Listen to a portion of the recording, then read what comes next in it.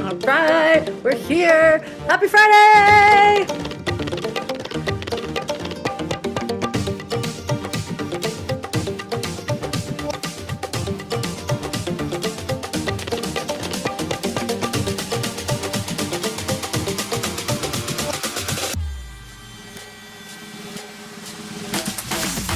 All right, let's go. Welcome to the Next Fitness Show. This is Alexis Craig, and I am here as your host today. We are here on episode 73, and we have a great show for you today. I have a co-host here in the house, and it is Kacey Stuck, our trainer and yoga teacher, and awesome person. Welcome, Kacey. I'm so glad you're here. Thank you for joining me today. Of course. Yay. And I just want to say, for those of you who are here live, first thing that I want to ask is please push like on this video. It really helps. Push like on the video. The second thing that I want to say is thank you for being here. It means the world for us, for you to be here right now. And we appreciate your support and all the love. And we just really would love to interact with you in this too. So please feel free, if you're live right now, drop your name in the live chat and just let us know that you're here. Also, if you're here taking this and you're watching the replay of this, just say hi in the comments below, and we would love to say hi to you too. Today in the show, we're going to talk about yoga. So we're going to talk about rethinking yoga. What is yoga and what do you want to know about it? We have a move of the week. We have a stretch of the week. We've got some announcements. We are going to talk about a herb, I guess is the word that we would use for it. And that has some healing properties that you might want to have into your awareness. And in general, we're going to have a lot of fun. So welcome. All right, so let me bring Kacey in here. Welcome. Here we go. Okay, cool. So the first thing we want to talk about today, this is really the meat of this show today, is rethinking yoga. So Kacey, welcome. First of all, I know who you are. I think most of our teammates do, but will you introduce yourself a little bit and why are you and I talking about rethinking yoga today? Yeah. So like Alexa said, I am Kacey Stuck. So I'm one of the trainers at the Next Fitness thing. So I have my NASM CPT. Oop, I just scared my cat. But I also am a certified yoga instructor. So I have my 500-hour certification, which is like beyond just like the basic teaching and things like that. You learn a lot more about like the depth of yoga and the things and the principles behind yoga and those sorts of things. So it's something that I'm definitely like passionate about. I've learned a lot about it. I still have lots to learn about, but it's probably why we're talking about it today. Nice. Awesome. So welcome. So glad that you're here. And I'm actually really feel honored to be able to have this conversation with you. Especially just because I know that yoga is something that's really important to me too. And it's like, I mean, you went all the way to have your 500 hour. It's a really big deal actually to have your 500 hour. I mean, I literally spent an entire month full time getting my 200 hour. So to get your 500 hour is it takes a lot of devotion to your yoga practice to actually go there and get that. So, I mean, you're amazing, and I'm glad that you're here. And we're right now at the Next Fitness thing doing this yoga challenge that it's basically 30 days of yoga poses. So it's really just one pose per day. And we're introducing especially foundational yoga poses. And, we post it with a few different versions to try. And then people post their version that they're doing and we repost it. So if you're not in that, we'll give you the link later. But, anyway, but it made me want to come in here with you, especially because we just did a class together last Saturday for International Yoga Day, and we did it like as a team teaching between you and Kathy, who co-hosted the show last week, and me. And so this is this time of year, at least in our world, where yoga is really up. So I felt like a good time to talk about yoga right now. And we're really coming to yoga for the most part in this like fitness realm. And I think that most of the people who are on our team are familiar with yoga from a fitness lens. And so I really wanted to address that a little bit here and just talk about what is yoga? What do you have to say about that? Like, how do you feel about yoga in the fitness world compared to what else it is and all that? Yeah. Well, so like I think most people, at least Western people, Yeah. come to yoga from the fitness thing first. Like, Yep. it's not super often, it's not saying it's impossible, but you don't often come from philosophy first or religious experience first, then you do the fitness things later. Right. So I think usually we get into the practice of yoga, then you start to find that you're feeling some of the mental or spiritual benefits of yoga, and then you get curious about it, and then you want to learn about it. And then sometimes you do your 200-hour like me, and then you're like, wow, this is actually really cool. I want to learn more. And then you learn more about it. Yep. But you very rarely like start at it from that lens. It's like, at least here, the emphasis is largely on what you're getting from the asana practice. So, like what you're getting from postures and poses and the exercise benefits of yoga. But there's actually like, that's like the tip of the iceberg of what yoga actually really is. And so, like, even the Sanskrit word for yoga is actually like joining or yoking, uniting things. So it's not actually like physical movement is not the what yoga means. It's actually finding that union between yourself and the divine, whatever that is to you. So the actual practice of yoga physically is only one real part, and it's not even the part that's emphasized in like the philosophy of yoga like as heavily as we do. So I always find that super interesting, but it's there's like so much to learn about it, and I'm definitely really passionate about it because of, there's many things in life that I feel like um, yoga can, it's not like a fix all, right? But like it can be really helpful if you struggle with anxiety or anything like that. Like that is one really, for me, personal benefit of yoga has been is not only the physical practice of getting rid of some of that energy, but secondarily like learning to meditate, learning how to separate myself from my thoughts, learning all of the like deeper things that are part of yoga. Then that's only like one thing, right? But how you contribute to the universe, like what kind of attitude you walk around with, how you discipline in your life, all of those things are part of yoga. And it's like it's super interesting to me, and I love talking about it. So yeah. Yeah, I love all of these things you're saying. I can relate to that a lot. I was introduced to yoga first when I was training at a self-defense gym that had fitness included, and it was this gym that had a bunch of different things.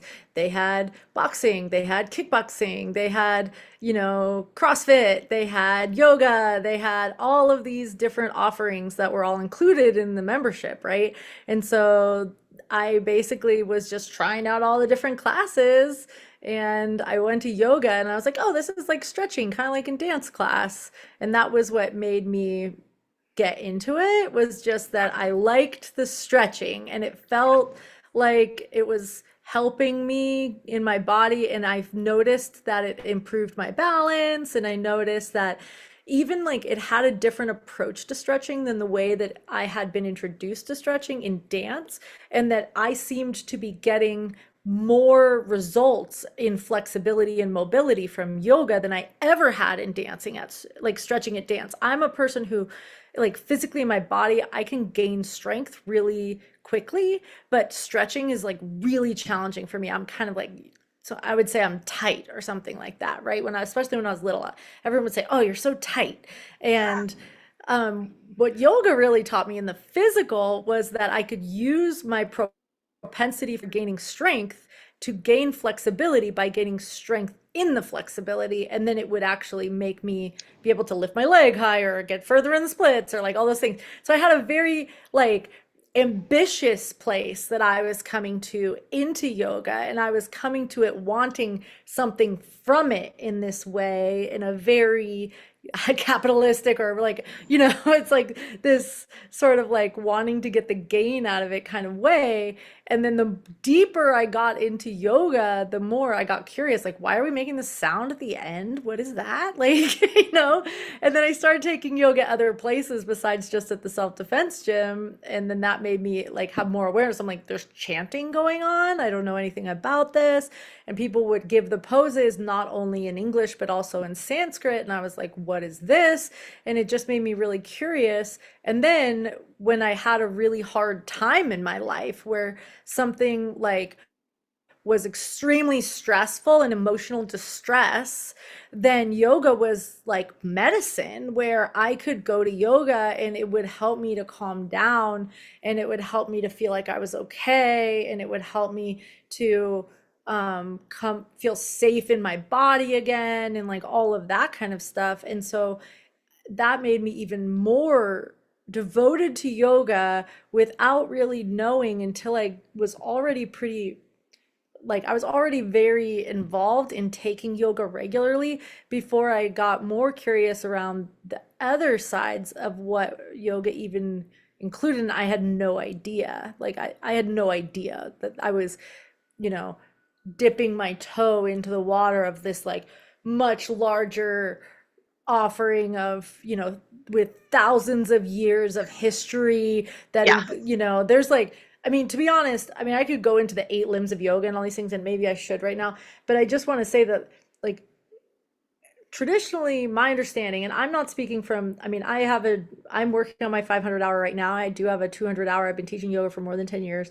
Like, but I'm not like a guru by any Right. means. Like, Yeah, I me have either. a lot to learn. For And sure. so I really can feel how, there you could study yoga your entire lifetime, and there are multiple lifetimes of more to learn Oh in yeah. yoga. You cannot master everything of yoga in one lifetime. It's not even Nope. possible. Like, No. maybe if you meditate in the Himalayas for 20 years and you get superpowers or Maybe. something, like Um, maybe you do. Maybe you can.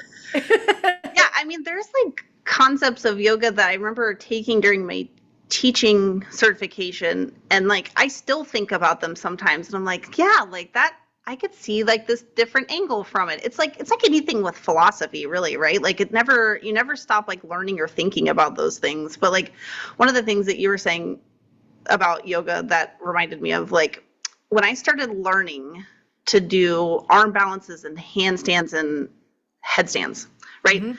There's that like super flashy physical part.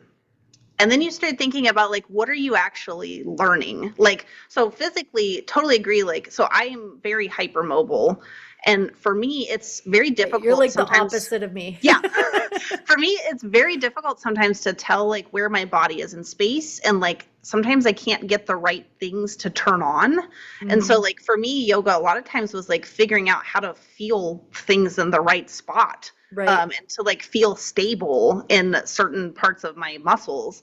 But then, even like beyond physical, the courage it takes to find that point where it feels like you're almost going to fall over, and then to choose to keep doing that, like in Right. an And you arm might fall balance. over, and you Right. probably will fall And you over, probably will fall actually. over, and how to pick yourself back up. All of those Hmm. things are things that, like, from doing yoga and from hitting your face on the floor doing crow pose the first time or whatever it might be, those are all things that, like, when you think about the lessons that you're actually like learning, whether you're cognizant of them or not, is that like I can do scary stuff and I can pick myself up if it goes wrong. Right.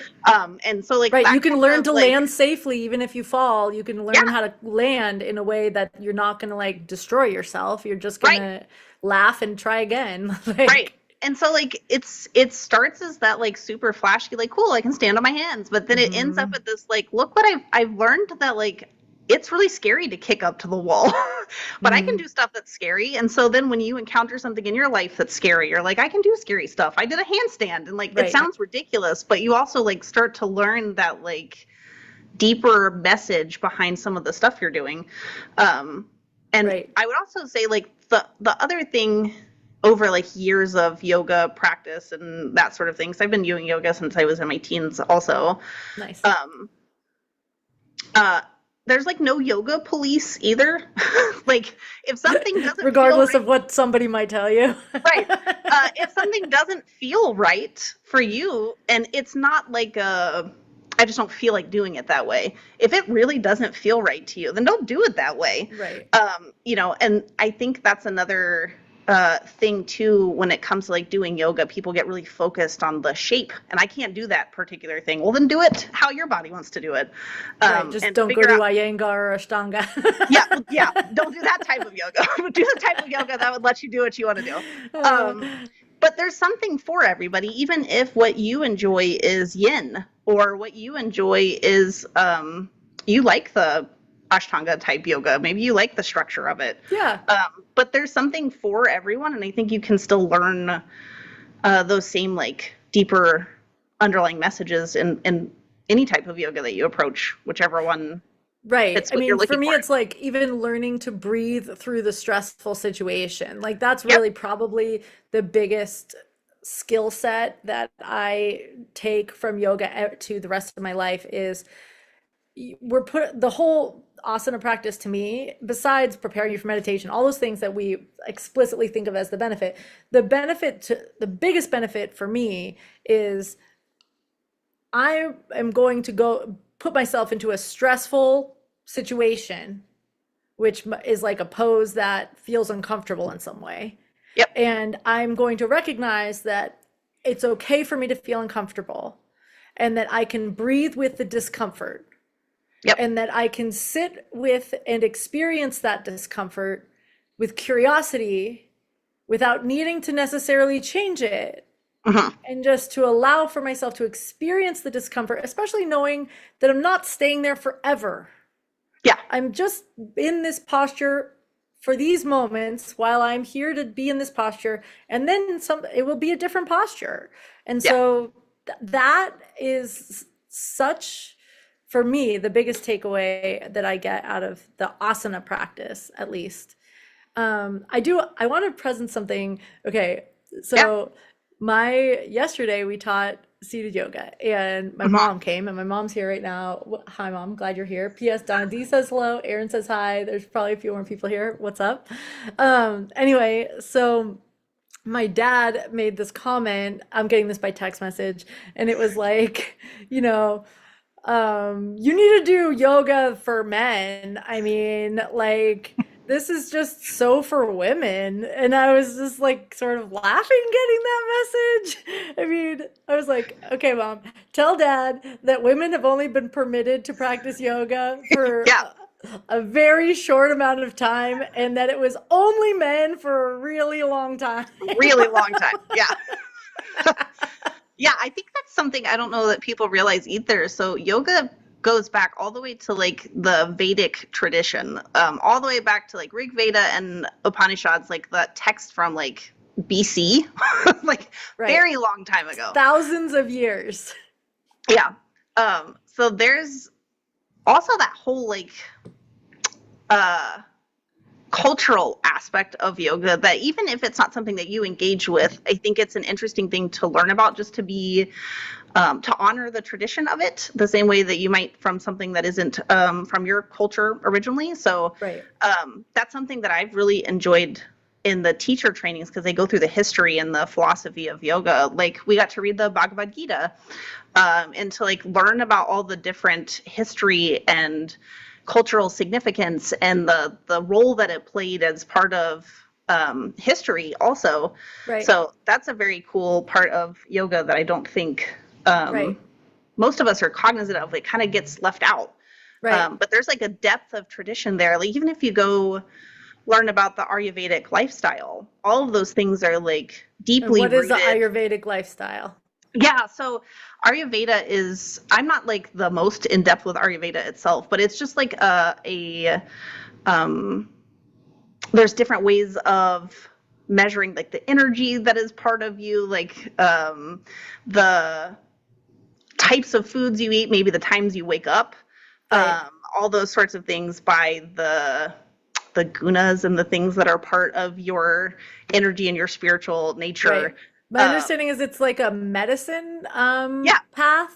It's a medicinal path that is ancient yeah, essentially, and that it is essentially about bringing vitality through balance, is yeah, my understanding. yeah. Yeah, that would be a good way of saying it. Yeah. But there's some interesting stuff that's there about like even like what time of day would be good for you to wake up. Right.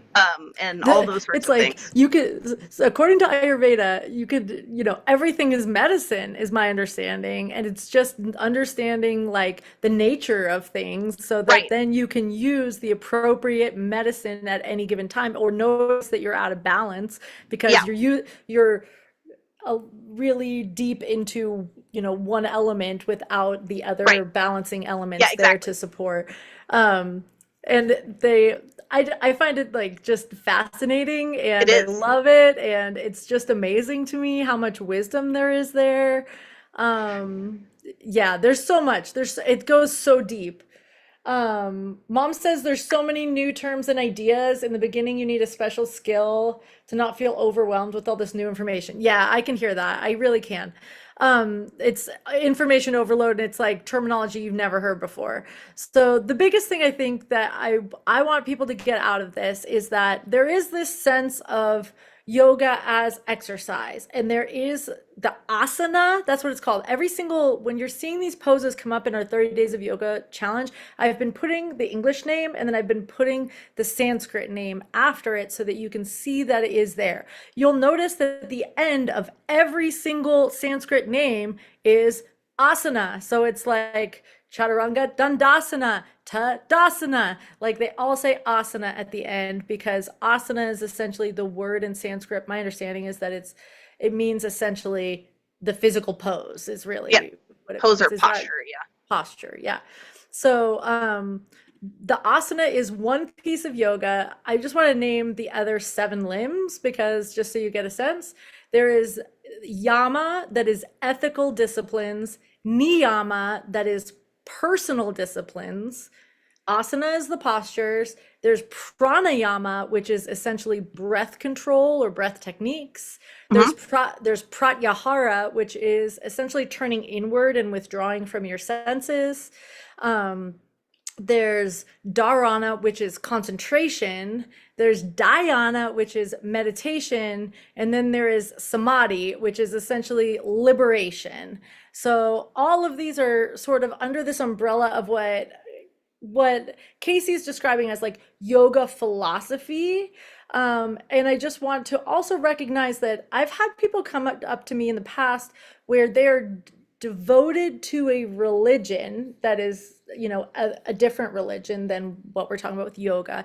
And they sort of feel like, okay, I am not either not welcome at yoga or it's not appropriate for me because this is a religious practice and that I am, this is not my religion. And so this isn't something for me. So I'm curious, what would you say to somebody who had Yeah. that feeling?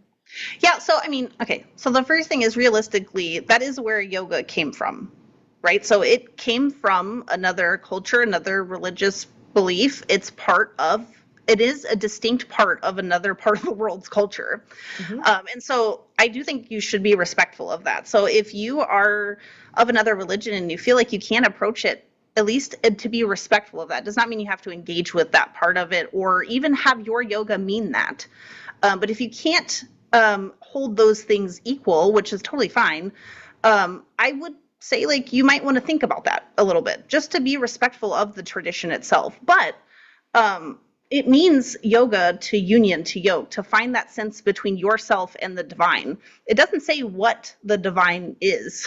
Yep. So if that means for you that it's whatever you find divine in your religion, or even if you just want to make it about connecting with yourself, I think all of those honor the original tradition of yoga.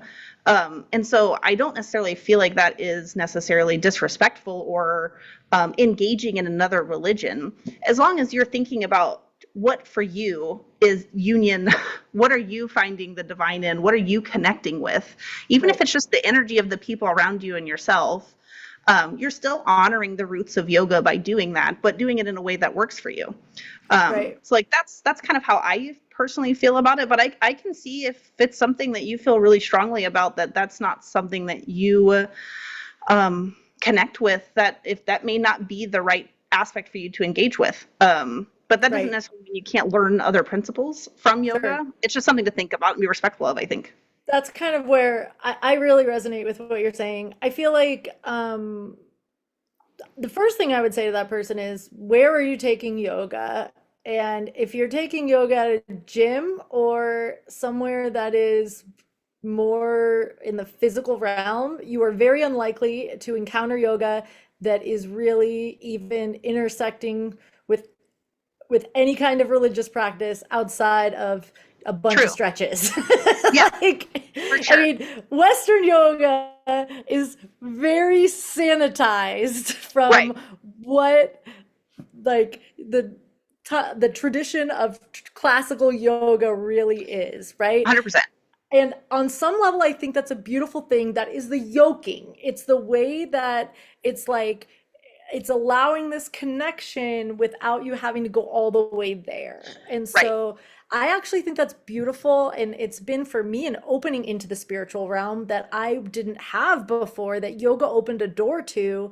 Hmm. But you don't have to go through that door, and you have choice around that. And if you just wanted to make it stretching for you, you get to devote your practice to whatever you want to devote your practice to. Right. So that's what I would generally say. Of course, you will probably be able to find a yoga practice that is more devotional, that Yeah. would bring in some more like Hindu mythology, and it might Sure. bring in more chanting and prayer and that kind of thing. And there's such a range of what yoga might look like Right. that you would just choose and try it and see if that felt like the right kind of yoga Right. for you. And if it's not, then go take some other yoga that's much more sanitized. Like, Right. There are, I also think about a lot of times, thinking about chanting. Like there are chanting aspects in like lots of different religions, oh, right? And absolutely. so the Yeah. question is like, is there a way for you to honor the roots of yoga, but still like use your religion's things that might make you more Hmm. comfortable? Hmm. That sort of thing where you're still participating and honoring the divine, but doesn't necessarily mean it has to be like someone else's. No one said like who it is. And so like it's up to you really to figure out what that means for you. Like you said, if that means you're engaging with the asana practice and that's what you want to do, then that's great. There's definitely avenues to do that. And there's also, I think, time to just make that connection to yourself. And so even if you leave religion out of it entirely and you spend the time connecting to that aspect of yourself, like your deep, true self, and that's what you make the focus of your yoga practice, I still think you'd walk out with something. Yes, 100% agree. And I just also want to just differentiate between there's like a religion and there's like spirituality, and they're not Yep. completely the same thing. And Yep. so even if you go to a spiritual yoga class, it was Right. very unlikely to be preaching a religion at you, Yeah. 100%. at least in my experience in the United States. I Right. can't speak to all yoga everywhere. Yeah. I really can't. All I can say is my experience, especially I've mostly taken yoga in California, although I'm a yoga tourist. I've taken yoga all over the United States. I've taken yoga in Germany and in Costa Rica and in Australia and in a bunch of, like, when I go on trips, I usually go take yoga. And that's the beauty of the Sanskrit, is I don't speak Yeah. German, I barely speak Spanish, like, and so I understood, and in Costa Rica, I could understand, you know, like whatever they're telling me in Sanskrit. I'm like, oh, yes, I Yep. know Pija Mahirasana. Like, Yeah. okay. Like, I knew what that was, even though I had no idea what she said in Yeah. Spanish. Yeah. Like, There was people who took my training course because part of it was online, but you did like classes together over Zoom. So there would be people from Europe who were getting their certifications who they were like, I'm not going to teach my class in English. Do you guys have suggestions? And we were all like, uh-huh. Sanskrit? Because that's Right. the only thing, like, you're going to have to focus on that part of it because the program is in English. Right. But that's the very funny thing is they would say all the time, like, I can leave with the structure and the Sanskrit words and knowing that I could just teach in my language later. Right. So, okay, Kacey, I just want to say thank you for having this conversation with me. If anybody who's here, whether you're here on live or replay, if you have any questions or anything, definitely drop them in the chat. If there's anything else you want to say. And I would just say that Kacey and I both love to nerd out about this a lot. And so obviously we just talked about this for like half an hour. So if you want to talk about yoga anytime, I'm sure both of us would be thrilled to do that with you. And so please reach out. And Kacey's yoga class is on Sundays at 5 p.m. Pacific. She teaches yin. Yin is the divine feminine. Yin class means that it is slow. You hold the pose a long time. We use props. So bring some like cushy pillows and blankets and try to make it cozy. I turn candles on in my background a lot so that it's like nice and cozy. Yes. Yeah. Yes, it is very chill. So, whereas my class that's on Tuesdays and Thursdays at 4 p.m. Pacific is generally by request, it is I usually try to label the recordings of it so that you will know if that class was restorative or power, but often we will do a power vinyasa flow.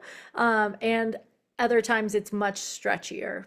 I also have seated yoga on Thursdays at 6 p.m. Pacific right now, so that if you would be well suited to practice in a chair and stay seated the whole time, that there is that option for you as well. So, Yeah, and the replay library should also have, I used to do hour-long vinyasa classes. So if you do like a really long vinyasa class, those are in the replay library also. oh yeah, and those are awesome. Casey's cueing is really great, and she's great at describing how to get in different options of everything too. So There's check them also great cat sightings in that one. out. They're all over them all the There time. are. There are. That's kind of the best part. All right, here we go. On that note, we're going into the stretch break. So here's the stretch break. The stretch break, I would say, is a yoga pose. I don't know the Sanskrit for this pose. Maybe you do. I'm not even sure that I don't know that there is. that's what me neither. I don't. Today, one of the trivia questions, I don't want to give it away, but one of the trivia questions, I will not do this trivia question again this afternoon, but one of our trivia questions today in Brain Teaser Walk was true or false, there are 84 traditional classical yoga poses. What would you say? 84? Yeah, What do you mean classical traditional? Now I'm overthinking this it's question. classical. Classical was the right word. There are 84 classical yoga poses. True or false? I'm like thinking of all of them in my head now. I'd say false. I would have said false too, and it's true. Is it really? I was thinking there was more. Me too. So basically, but there are hundreds and hundreds of Yeah. postures that are, at least in Western yoga, hundreds and hundreds. So just saying this may or may not be on the list of those 84. Probably not. Anyway, this is called supine twist, and I encourage everyone who's here, whether you are taking this live or on replay, to actually practice this. If you can lie on the ground and cross your leg over the top, do it up. If you can't, then maybe you're seated and you can cross one leg over the other while you're seated, and then maybe twist the opposite way of the leg that's crossed over. Yeah. All right. So Kacey picked this one. Kacey, why did you pick supine twist? I love this one for my lower back and hips, but also because twists are really great just to kind of wring everything out. It's a really great, when I'm like sequencing classes, it's a really great thing to do between back bends because it just helps everything get back into alignment. But supine twist is one that always, anytime I'm feeling like kind of gross in my lower back or hips or whatever, I might lie on the floor and do a supine twist after I do a couple like glute exercises just to get the nice like release from this one. So I picked it purely because I like how it feels. Nice. Yeah, me too. I love this one. If you are doing this physically right now, switch sides. I love this one. I want to give a couple options here. One thing you can do is the knee that it shows Veronica here. She's very bendy. So you can put a pillow or a prop, a block, a bolster, whatever you got underneath your knee and or foot so that you don't have to go all the way down to the ground with this. So Yep. that is one option. Veronica's taking it a little deeper by putting her left hand on her left knee, and that is not necessarily required. Same thing of turning your head to the opposite side so it's really the same side, but the right leg came over and she turned her head to the right. So that is somewhat deepening in the twist. And so if you were to look up toward the sky kind of thing, it's not quite so Right. intense. Any other One modifications you thing, like for this? Yeah. So there's two things I can think of. One thing I like to emphasize though is while you're doing this, don't go so far that your shoulders come up off the floor. So trying to keep your shoulder blades pressed into the floor and then only going as far as your hips can go. Like you said, use a prop rather than like trying to force it and keep pulling your shoulder open because it's not allowing you then to twist like you want to. Yeah. The other thing is if you like to change up where on like the outer part of your hip it's hitting, you can do like figure 4 legs with a supine twist. You can bring both your knees over at the same time instead of keeping one extended. Good point. You can also extend your top leg the way that she has them so that it's also like getting a little hamstring stretch. So there's different variations with your legs that you can do on this one to kind of change up where you might feel it. But yeah, block under the top leg is a lot of what I cue in yin in particular because you're trying to just let go of everything. So if you're hovering your leg, you can't really relax it. Yeah. Yeah. Awesome. Okay. And time on your stretch. Now we're going to go into the move of the week, which was also chosen by Kacey. So let's see if I can get that going. Here it is, move of the week. And the move of the week this week is clamshell. Do you see it? I see it. There it is. There it is. Clamshell. Okay, we're seeing Veronica first. This is Veronica. This is a more advanced clamshell, and I'm going to, first of all, why did you choose this? I'm going to show the other version of it while you tell us why you chose it. It's really funny that I mentioned earlier that I did that stretch after I did glute activation exercises because that's what this exercise is.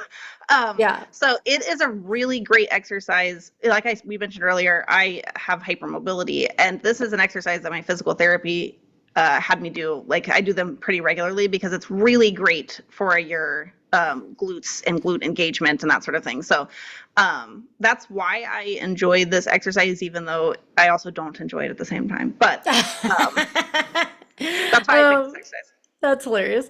I want to point out that both versions we're seeing on these videos show a band around the thighs and that is optional. It does make it more challenging. The closer the band is to your knee, the harder it's going to be. And if you have the band up closer to your waistline, it will be a little bit easier. You can see Veronica has her feet off of the floor. That's a more advanced version, whereas Wayne is keeping his feet on the floor. That is a less advanced version. There's no like better or worse with that. And I often do the leg on the floor version so I can focus more on the glute on the top side because the other version often gets my spine out of alignment. I'll twist it around and making it harder isn't really better for the benefits I'm trying to get out of the I would only do that if you can do like a whole bunch of sets of clamshells in your pelvis and your body's not rocking back and forth and that you can keep everything really stable and steady the whole time. Agree. Totally Because then otherwise you might as well just do it that way.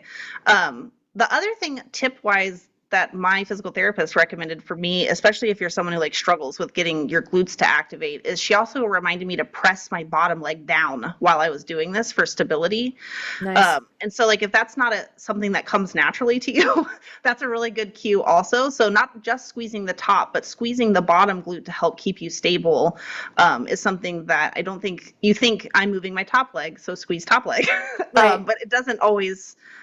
If you don't squeeze on the bottom leg also, you can find yourself rocking back and forth a little bit. Good point. I love that.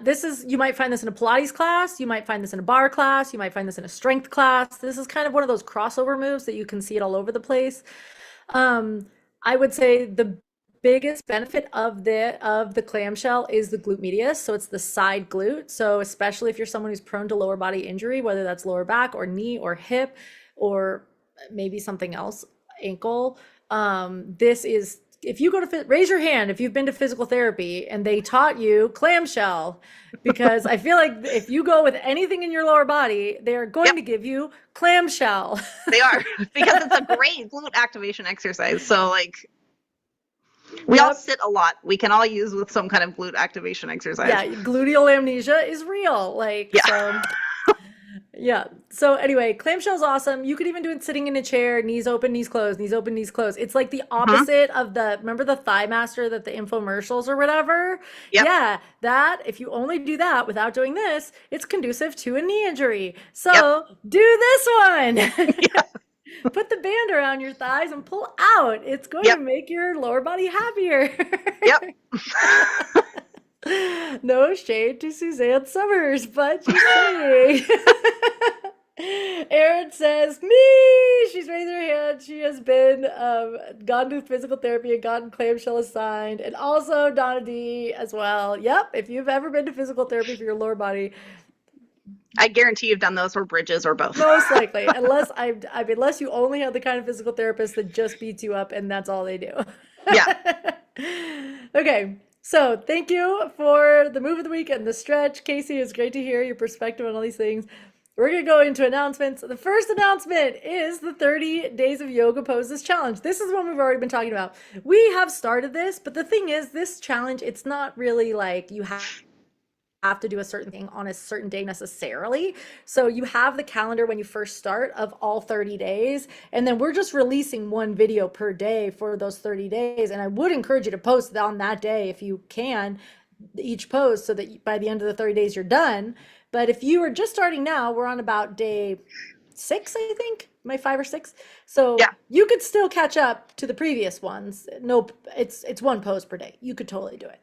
So anyway, we definitely we give different versions of the poses. It shows many of the trainers and talk about the benefits and some best practices and stuff like that. So check it out. nextfitnessthing.com/30 days of One of yoga. them even had me pre-purple hair in them, and I totally forgot when I saw it, and I was like, "Hey, that's And me." that's right. And multiple of them have Kacey's cats. So just saying, like, check it out. They're pretty fun. Okay, the next announcement is Pride. Pride is tomorrow. Kathy is now leading it. Last week, we announced that I'm leading Pride, and Kathy stepped forward and offered to lead this. So that's going to be awesome because it's going to give me a chance to participate in it. So I encourage you to come dress up if you want to. This is your chance to have a Pride walk online, and it'll be fun. So nextfitnessthing.com/pride. It's totally free to come, whether you do not have to be a member in order to come to this. Anybody can come and tell your friends. Our next announcement is book club. Now this one I know is with Anna, who was here a couple weeks ago. Maybe it was last week. I got my weeks all merging together in my mind. But do you know anything about this book, Kacey? Do you want to tell us anything? So I don't know anything about the story, but we have read a book by this author before. She Mm. was the 7-Year Slip author. I like Oh. 99% sure. So it's likely like my guess, obviously it says just for the summer. So I think she was going for like a light romantic comedy type book for the summer. So I think it'll be a good book. And the 7-Year Slip was really well written. So I would expect that for this book as well. So yeah.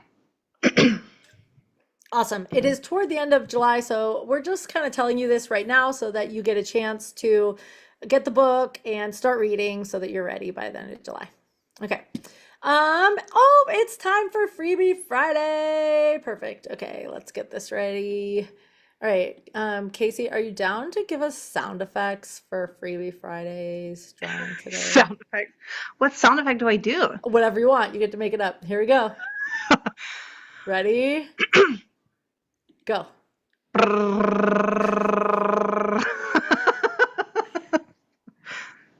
Ding! Love it.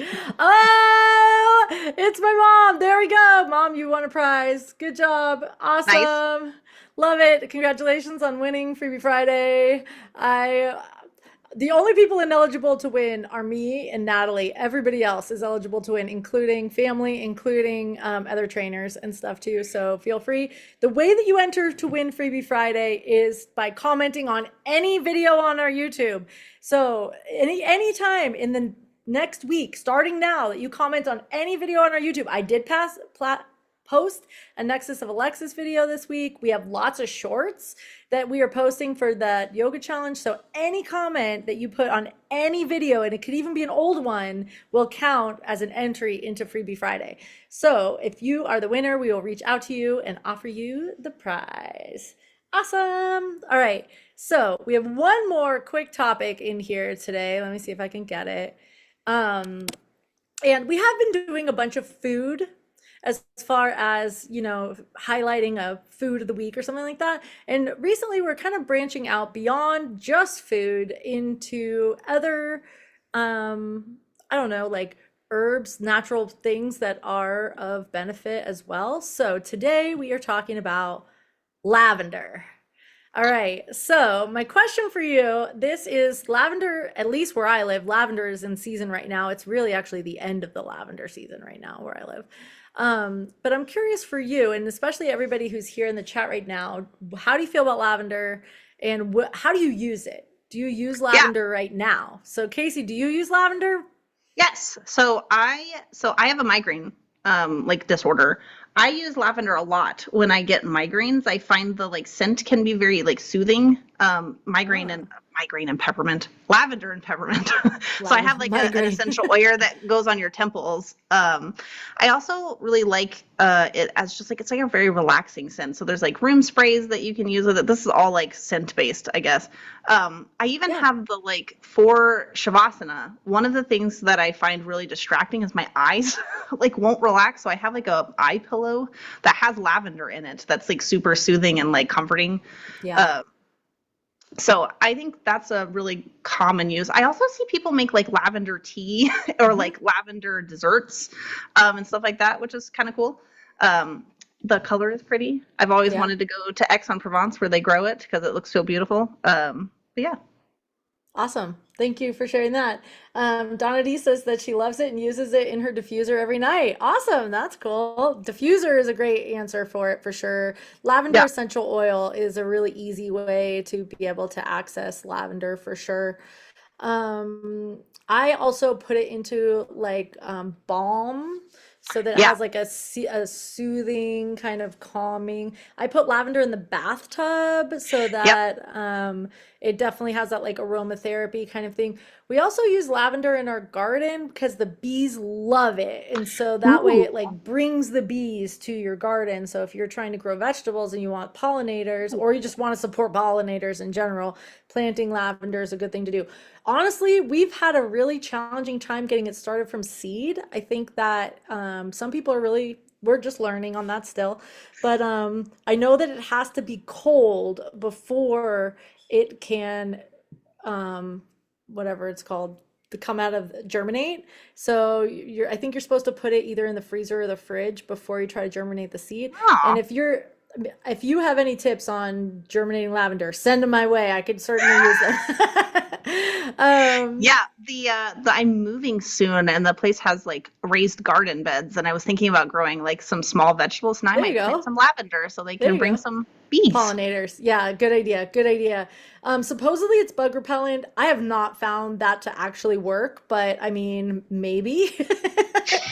And I also just feel it's just so beautiful that it's a really nice way to be able to bring some color in to your home or into your yard and that kind of thing. And lavender is really lovely in that way, in so many ways, right? It's amazing that it's so healing and so helpful and also just beautiful at the same time. It is definitely a really soothing scent, at least to me. So Yep, I have to be careful about the lavender tea because it will put me to sleep. And so if I'm can only have it when I'm ready for bed. Yep. Cool. Okay. Well, that brings us to the end of the show. So I just want to say, Kacey, it's been so wonderful to have you on the show. Thank you so much for all the wisdom that you shared and just all of sharing from your heart. And it's just such a gift to have you have stepped forward on this community. I know it's been probably a year now that you've been in this more leadership role, but you're just such a gift to all of us and all the ways that you bring. Will you tell us when your classes are and that kind of thing so everybody knows when to find you? Yeah, thanks. So I teach right now on Monday at 5:30 Eastern, 2:30 Pacific is a Mindset Monday walk where we we spend probably half the class on mindset and then we like just chill because sometimes Mondays are stressful, right? For the other part of the class. Usually that's also a goals walk class. So if you look for those classes, one of those will be mine. And then I also teach on Sundays, like Alexis was saying earlier, at 5:30 Pacific or 5 Pacific, 8 Eastern for a yin class. But definitely And book club. book club. Oh, book club. Yes. I also co-host the book club with Anna. So every other month. Mine was not last month. Yours guest one was last month, but Yeah. mine will be again in August. Awesome. Thank you, Kacey. All right, I do have one more quick announcement. There is no show next week because it's 4th of July. So enjoy your July 4th. We will be back the week after that. And Kacey, we love you. Team, we love you too. And we will see you soon. Let's dance it out to the end. Let's go. Oops, wrong slide. There we go.